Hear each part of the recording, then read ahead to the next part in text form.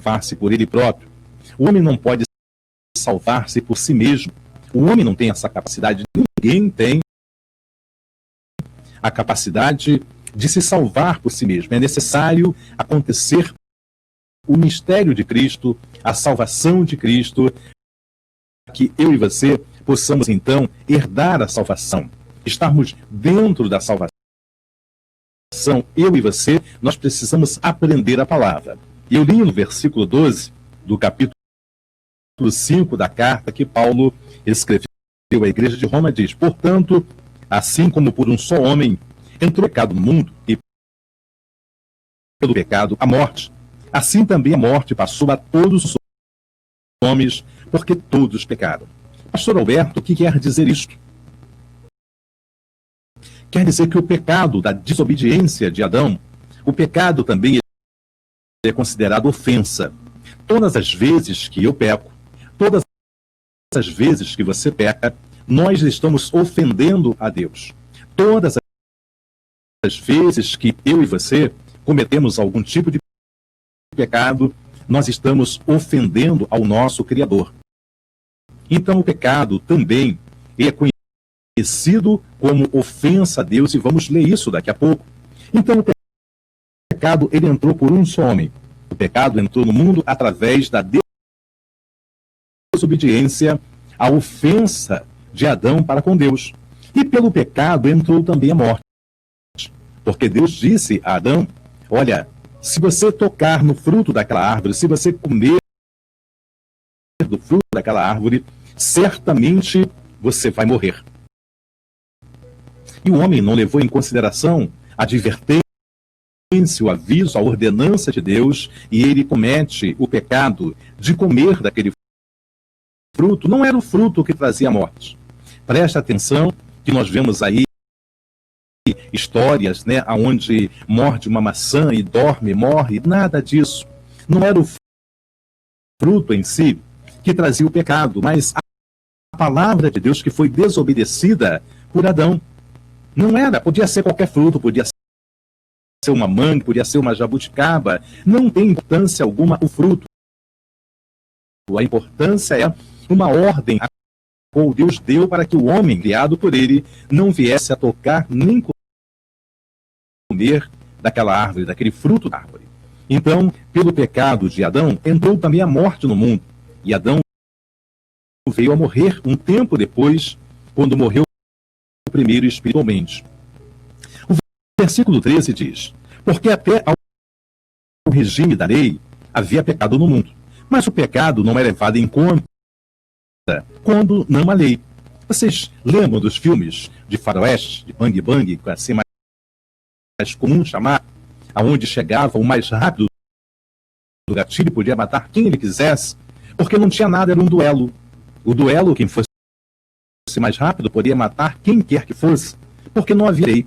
Mas a partir do momento que a lei chega, a partir do momento que eu sei que eu sou culpado, ou que eu posso ser inocente se eu não cometer o pecado, então a lei começa a valer.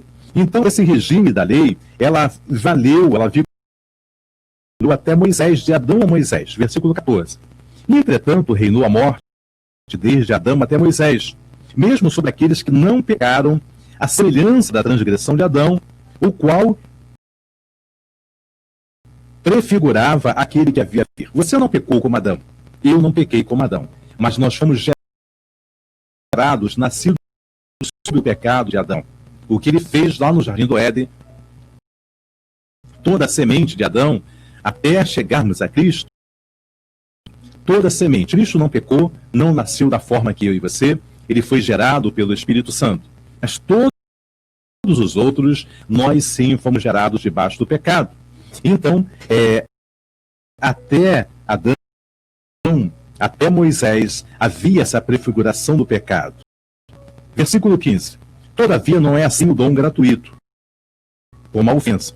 Porque se pela ofensa de um só morreram muitos, muito mais a graça de Deus e o dom pela graça de um só homem, Jesus Cristo, foram abundantes sobre muitos. Aqui você vai falar: Pastor Alberto, como é que pode?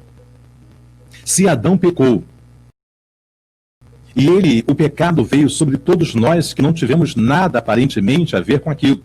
Nós não conhecemos nem o Éden, não somos nem do tempo dos nossos pais. Como é que o pecado de Adão nos atingiu e como é que o pecado dele veio sobre toda a humanidade? E por que quando Jesus morreu na cruz, talvez seja a tua pergunta, por que quando Jesus morreu na cruz, também ao salvar ali, não salvou todo mundo?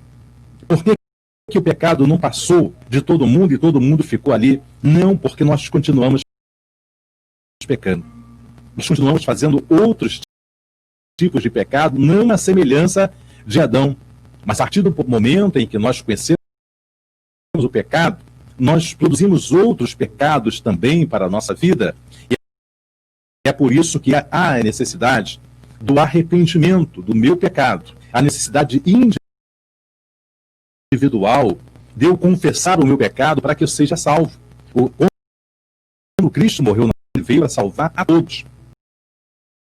Mas todos aqueles que ouvirem a sua voz, todos aqueles que receberem a sua palavra. Então não é mais como o pecado de Adão que atingiu a todos. Não é injustiça isso. É porque vieram outros grandes pecados e nós vamos discorrer sobre isso nessa palavra, para que você entenda que você precisa confessar Jesus Cristo, você precisa andar na posição que Jesus Cristo requer de mim, de você, que você seja salvo. Então, versículo 16. O dom gratuito não é como no caso em que somente um pecou, porque o julgamento derivou de uma só ofensa para a condenação. Mas a graça transcorre de muitas ofensas para a justificação. Como eu disse anteriormente, o pecado de Adão trouxe o pecado sobre toda a descendência. Todos que foram gerados depois dele receberam isso. Mas nós recebemos esse pecado e agora continuamos pecando, fazendo tantas outras coisas. E quando Jesus morre na cruz por mim e por você, é necessária a confissão de cada pecado individualmente. É necessário que você venha a ter uma vida com Deus. A minha vida particular com Deus, embora eu seja pastor, se não fosse também, qualquer que fosse o meu cargo eclesiástico ou não, se não tivesse nenhum, a minha vida particular com Deus é o que vai contar. Uma igreja, uma comunidade, agrupa as pessoas ali para aprenderem a palavra, mas cada uma delas darão conta da sua própria vida espiritual.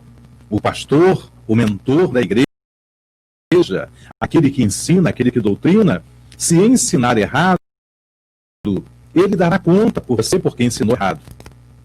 Mas a vida espiritual, quem tem que levar é você.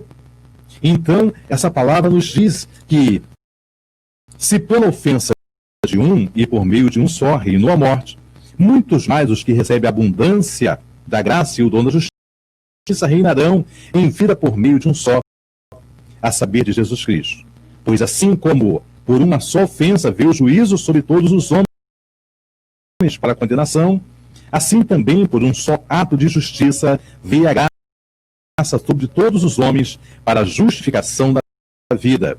Porque como pela desobediência de um só homem muitos se tornaram pecadores, assim também por meio da obediência de um só muitos se tornarão justos. Sobreveio a lei para que avultasse a ofensa. Mas onde abundou o pecado, superabundou a graça. Onde o pecado gerava, onde o pecado era abundante, superabundou a graça de Deus para que eu e você fôssemos salvos, para que eu e você fôssemos libertos, para que eu e você estivéssemos dentro da condição daquele que herdará o céu. O versículo 21 diz, a fim de que, como o pecado reinou pela morte, assim também reinasse a graça pela justiça para a vida eterna, mediante Jesus Cristo, nosso. De novo, foi Cristo que nos tornou e quer que eu e você sejamos uma nova criatura, e esta nova criatura é que esta nova criatura é a que vai morar com Jesus Cristo. Quem subirá ao santo monte do Senhor? Aquele que é limpo de coração. Eu tenho que ser limpo de coração. Você tem que ser limpo de coração.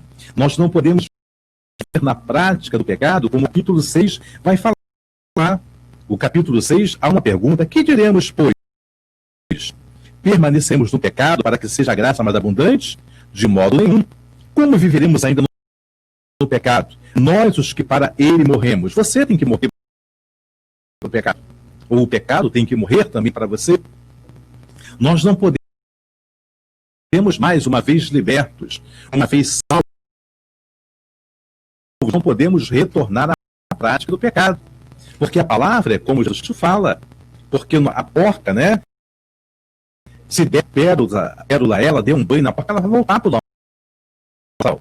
Vai despedaçar ali as pérolas. Vai ainda atacar aquele que for seu dono. Ou como o cachorro. Já reparou? Me perdoe fazer essa colocação na hora do seu almoço. Mas é a palavra que diz. Ao cão que acontece isso, nós ficamos de ver o que acontece. Sai daí, não faça isso, não faça isso. Espiritual.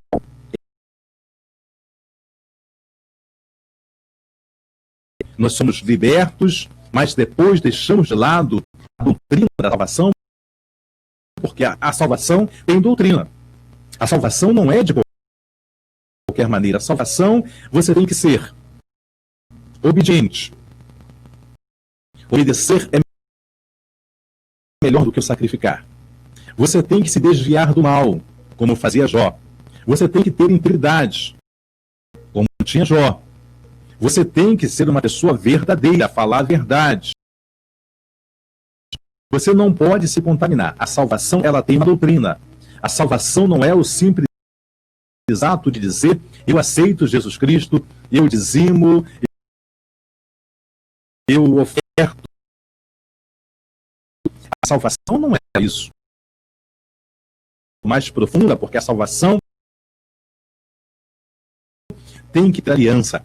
E esta aliança é a vida íntegra para com Deus.